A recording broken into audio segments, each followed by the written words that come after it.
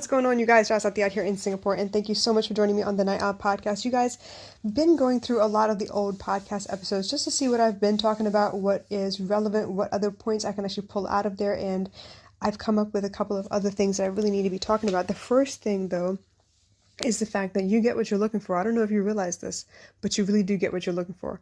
So there is such a thing as situational blindness. I think I've done this episode before, but like way back when, but I thought I'd bring it back because it is really relevant. If you're looking for reasons for why you can't do something, you're going to find more and more examples of why you can't do something. If you're looking for reasons to prove that, you are invisible and no one loves you, you're going to see nothing but examples of why you're invisible and no one loves you. If you're looking for those things, though, you're going to miss the other things that are surrounding it. So let's say you're looking for, a specific type of earring. Maybe you lost an earring, you're looking for the specific earring. Have you ever noticed that while you're looking for that earring, you find other stuff that you weren't looking for, but maybe you were looking for once upon a time, but you couldn't find? So I've had that before. We call it the safe space syndrome. My mom and I would be like, oh yeah, we put it in a safe place. God knows who that safe place is. I can't find it anymore. But right now I'm looking for something else and I'll find the safe space. When you're looking for examples in your life to prove what you're feeling, you tend to find them easier than you do things that disprove your theory. Because even if you find things that disprove your theory, you're going to ignore them. And that's the problem. We tend to ignore the things that disprove what we're feeling or discount what we're feeling right now. I've had so many examples of this. I'll call my brother and I'm feeling kind of low. I feel like shit, whatever. And I'll be like, you know what? No one loves me anyway. It's a good thing you do. And he'd be like, no, everyone loves you. You have your mom. You have your daughter. You have, your friends and family. And he'll list off and I'll be like, nah, but no one's right here with me while I'm suffering through this. It's me in my head. No one can be in my head with me. See, I proved you wrong. I know what I'm talking about. This is what my reality is. But when I'm in that feeling, nothing can disprove that feeling, which is why they say that you can't feel and think at the same time. The logic doesn't come in when you're feeling. You're all emotion at that point. So in that space, you have no choice but to ride the feeling out. You got to let the feeling run its course. And then when you're done, you're able to think clearly. But for most of us, what we tend to do is while we're in that feeling, we look for more examples of that feeling. So we extend what would have been the natural course of a feeling running through, like it's supposed to wash over you like a wave upon the sand, right? Yes, that was a that was this Disney lyric, but it's supposed to wash over you, but we tend to cling on to that feeling, that moment where you feel despair or you feel sadness or you feel really separated and alone from the rest of the world. We tend to exacerbate that feeling by pulling in examples or looking for examples or finding music that relates to that particular feeling. So suddenly the playlist is completely melancholy, or maybe you're looking at movies that prove your point. You've seen the movie before, you know what to expect, so you know it's gonna vibe with where you are at the moment. So you have your favorite list of movies that kind of leave you feeling depressed or at least mimic what you're feeling in the moment. So you extend how long that feeling is meant to have felt, but it's like longer now because you're purposely doing this. But most people, when you go and tell them, hey, you're purposely doing this, like, no, I'm not. This is just proof of the world. I mean, come on. I am depressed because this is the way the world is showing me that, I'm useless, I'm worthless, I'm not worth, the breath that's in my lungs or whatever. And you can see it in all these examples. But it took time to find all those examples, which also means that while you're looking for examples to mimic what you're feeling right now, you're missing every other sensation in your life. You're purposely turning a blind eye. This is what I call situational blindness. There was an episode, God, I can't even remember which one it was, but it was an episode of Fairly Legal, where she went to use this theory to prove her case, that you could literally have a big ass clown standing in the room, but if you are distracted and looking for and what was the situation? Okay, so she had a big clown standing in the room. It was a dark room, but it was enough light where you could have seen the clown if you were looking for the clown, if you were paying attention. If you were hyper alert, you would have seen everything in that room. But because the young man who walked into that room was looking for proof that this young lady was interested in him, that's all he saw. He turned a blind eye to everything else in the room, which means he could have been recorded, there could have been a movie camera, there could have been seen, there could be all kinds of stuff, but he would not have seen anything except for what he was looking for. And of course, she was leaning over the table, she was provocatively dressed or whatever. She was purposely pulling his attention, which also meant that he was off his guard, he wasn't paying attention to what else was in the room. But this is what I mean. If you're looking for proof of something, you're going to find that proof, because guess what? You're not going to stop until you do. I've talked about this with tarot and oracle cards. A lot of times you have this feeling, oh my God, he's the one. How do I prove that he's the one? You'll get all kinds of messages in your social media feed. Let's say you look at it randomly and you tell yourself, okay, the next tarot card that comes up is going to be proof of what I need to say that he is the one. You've already made up in your mind that you've decided he's the one, but you're looking for proof. So the first card that comes up maybe has something to do with success and finance, and you're like, yep, that's not about me. So you keep on scrolling. What ends up happening? You keep scrolling until you find the message that you want that reiterates what you've already decided you believe. And so what was the purpose of that actually? You're just looking for what you want. Same thing. A lot of people do coin tosses, right?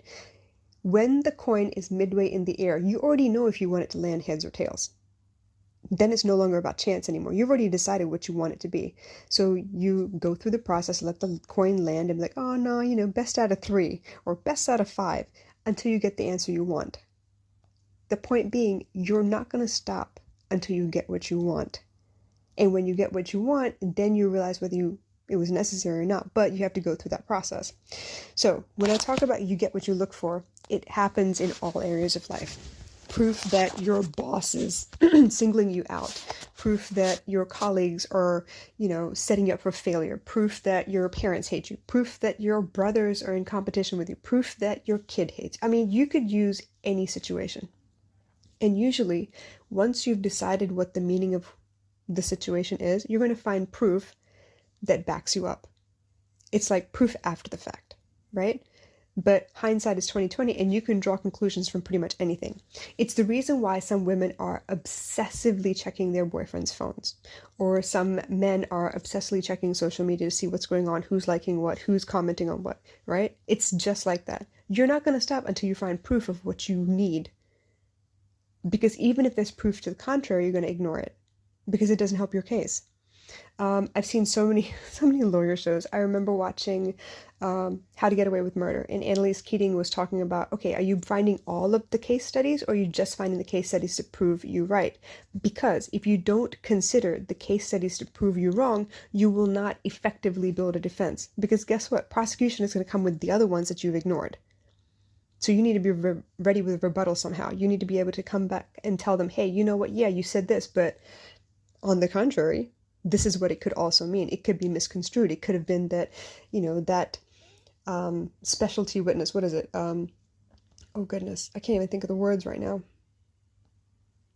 The person who is the expert witness may have misconstrued the evidence. He may not have been presented with all the evidence. It may have been circumstantial at best. So all of those things need to be considered when you're trying to figure out what the truth is. But when you're feeling something, the truth doesn't necessarily matter to you. You just need proof that what you're feeling is justified, which you actually don't need either. If you feel this way, you feel it for a reason. It's actually based on all of your prior experiences. So if you look back and say, hey, you know what? Once upon a time when this happened, this is what it meant. And so now I'm applying the same theory here in the future or in the present, and I'm expecting for it to fit. It may not, it may, but unless you consider all the facts, you're going to make a judgment based on a past occurrence, a probability, 1 in a million situation that happened to you that you lived through, that you're hoping the same story sticks here as well. So I want you to consider this. You may be going through a tough time. You may feel like the world is against you, but how much proof do you have that proves your theory is correct? And how much proof is there that your theory is not? You need to consider the other side as well. You need to consider what all of the evidence says. Some of it may point to, these certain people don't notice you, but this group of people certainly does. If you're looking, I think I notice this most on Twitter. People are very, very open on Twitter. They will write everything. You get thirst traps, you get highly, spiritual posts, you get all kinds of stuff on Twitter. It's really, really fascinating. But the engagement is really high there. So the likelihood of you actually getting a really great pool of ideas that is representative of the community at large is probably best on Twitter. So you see people who would ordinarily never post anything demeaning or upsetting or sad on any other social media platform, but they would post on Twitter. And the minute you say something like, oh my gosh, are you okay? They quickly say, oh, no, no, it doesn't necessarily mean it was applying to me in my situation. I was just saying.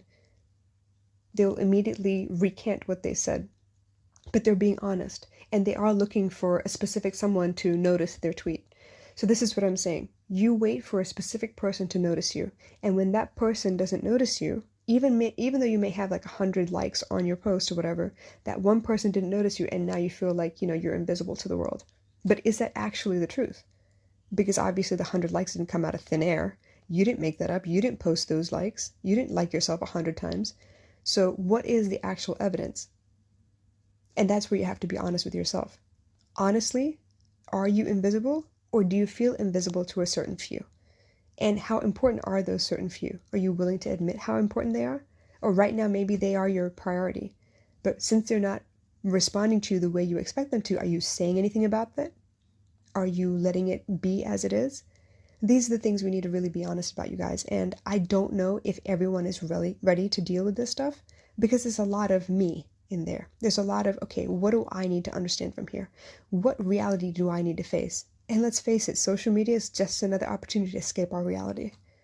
But it's worse because I feel like we get our feelings hurt way more often on social media than we do in real life. So, do you understand what I mean by you're not going to stop until you get what you're looking for? Which doesn't necessarily mean it's the truth, but it's what you are looking for. You need the justification. You need the support for your argument. And that's okay as long as you're being honest with yourself about it. So think about that. Let me know what you think. Drop me comments. Send me a DM. Let me know. And in the meantime, take it easy and try and consider all the facts. It will give you a different idea of what the truth actually is. And hopefully one that's actually relieving rather than stressful. I love you guys. Bye.